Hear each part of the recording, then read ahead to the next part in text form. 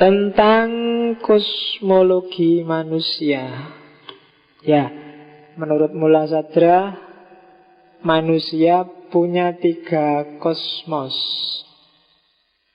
Yang pertama, alam Jabarut. Yang kedua, Misaliyah. Dan yang ketiga, Barzah.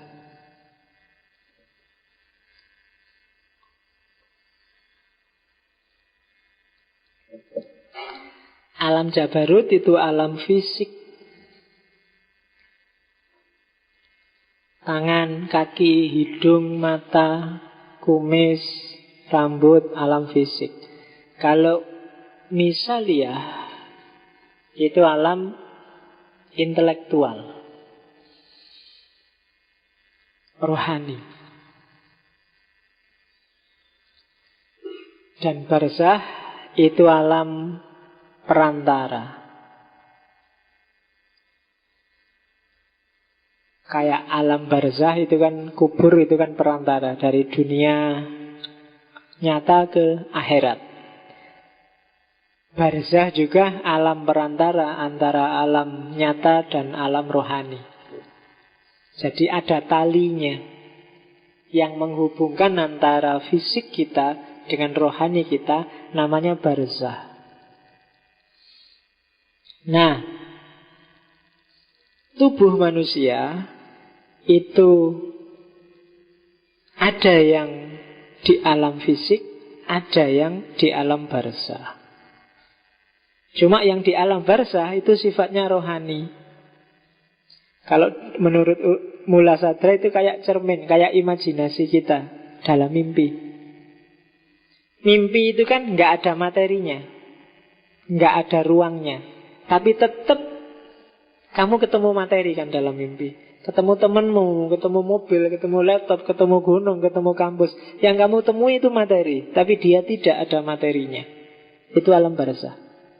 Nah, nanti di hari kiamat, ini kan dia Mula Sadra mencoba mengatasi perdebatan antara Ibn Rus dan Ghazali.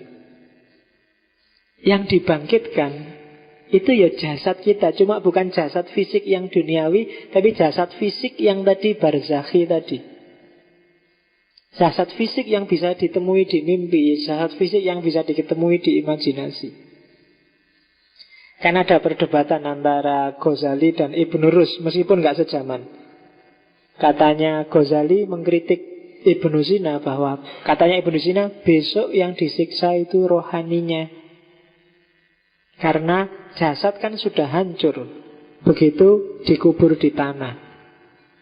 Ghazali nggak setuju. Kalau Quran bilang dibangkitkan jasmaninya, ya jasmaninya. Toh Allah bisa membangkitkan lagi jasmani yang hancur jadi utuh lagi. Katanya Ibn Rus, ya kalau gitu Allah ndak adil dong. Yang melakukan amal baik dan perbuatan dosa kan jasad yang lama. Sekarang yang disiksa dikasih ganjaran kok jasad yang baru. Nggak adil. Jasad lama kan jelas sudah hancur, sekarang dikasih jasad baru lagi. Berarti ya yang dihukum tetap rohaninya. Wong yang namanya sakit itu kan tidak tergantung jasad. Sakit itu kan fenomena rohani. Kamu disiksa, dipukul sampai kesakitan. Yang sakit itu kan rohani. Mayat itu ketika rohani sudah pergi, mbok kamu banting, kamu bantai, kamu mutilasi juga, dia tidak merasa kesakitan. Jadi katanya Ibn Rus, enggak, besok disiksa di neraka itu ya cukup rohaninya. Jadi neraka tidak butuh palu, tidak butuh gergaji, tidak butuh, tinggal dikasihkan rasa sakit kayak di palu, rasa sakit kayak di gergaji, selesai. Mula Sadra ngasih solusi, ya memang mungkin bukan jasad yang jasad hancur itu, tapi jasad yang sifatnya barzakhi. Jasad yang tidak fisik, tapi bagian dari diri kita.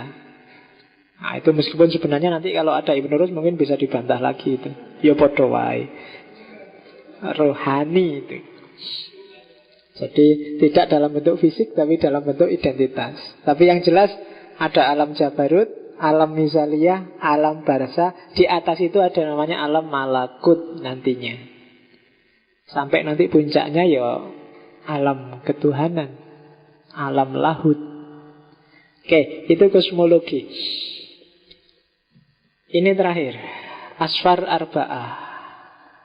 Nah, ini biasanya yang sering dikutip orang bahwa puncak teorinya Mula Sadra, khususnya dalam tasawuf, adalah al-asfar al-arba'ah. Untuk kita bisa tepat melakukan harokah jauhariyah sampai menuju kesempurnaan, kita harus melakukan 4 perjalanan, 4 sair. Perjalanan yang pertama adalah sair minal khalq ilal haq. Perjalanan dari dunia makhluk, dunia ciptaan menuju Allah. Meninggalkan realitas, menembus teori pembatas, menuju yang tak terbatas. Kita gunakan dunia makhluk sebagai kendaraan untuk menuju yang hak.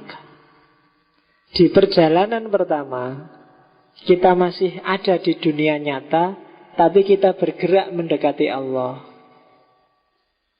Di perjalanan pertama, kita ketemu syariat, kita ketemu sholat, ketemu zakat, ketemu puasa.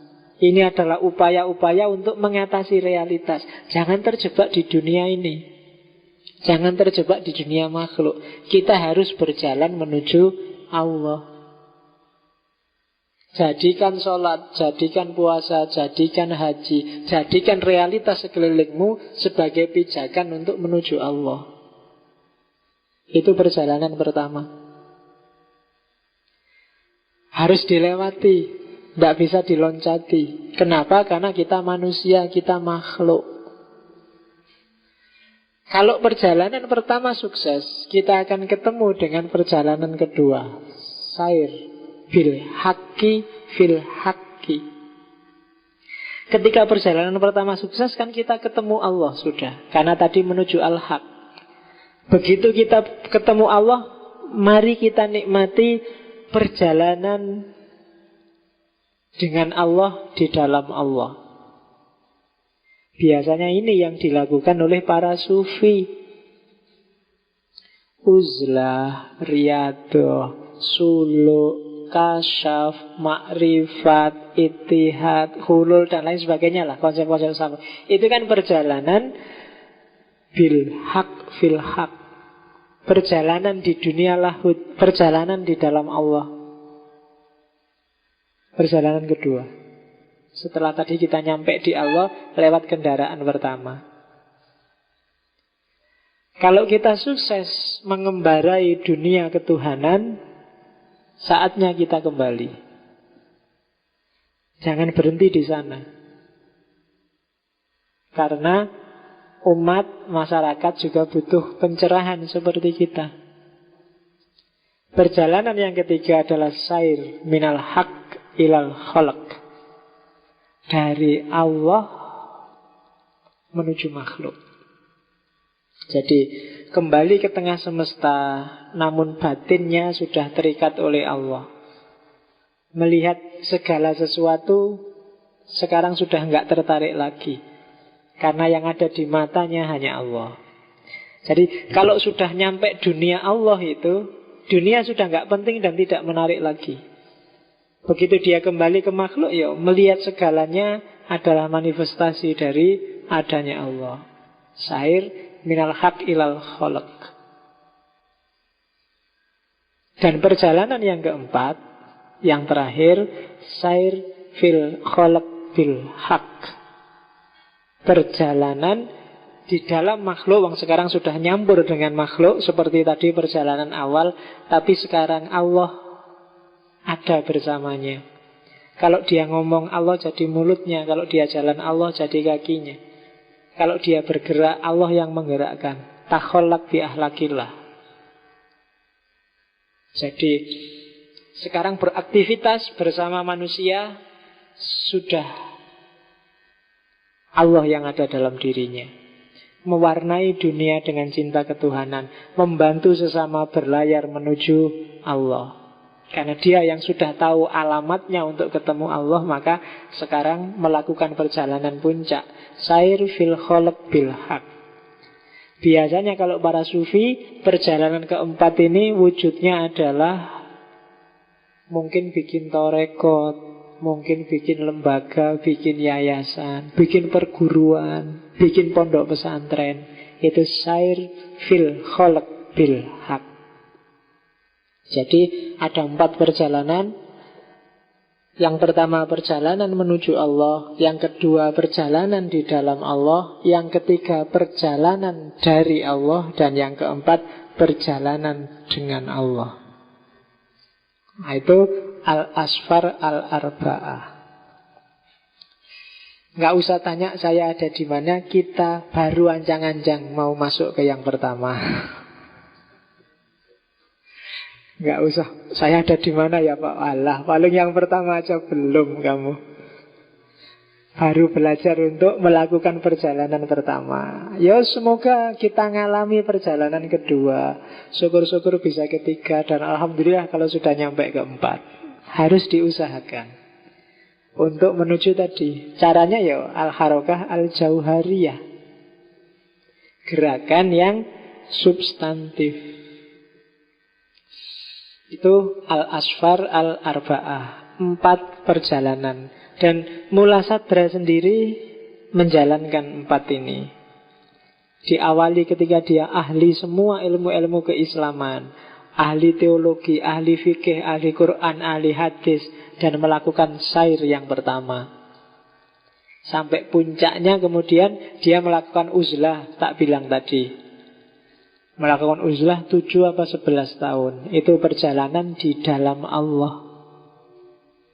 Kemudian dia kembali lagi bikin sekolahan, jadi guru, membimbing orang, nulis kitab untuk menceritakan pengalamannya di dunia Allah. Itu perjalanan dari al-haq.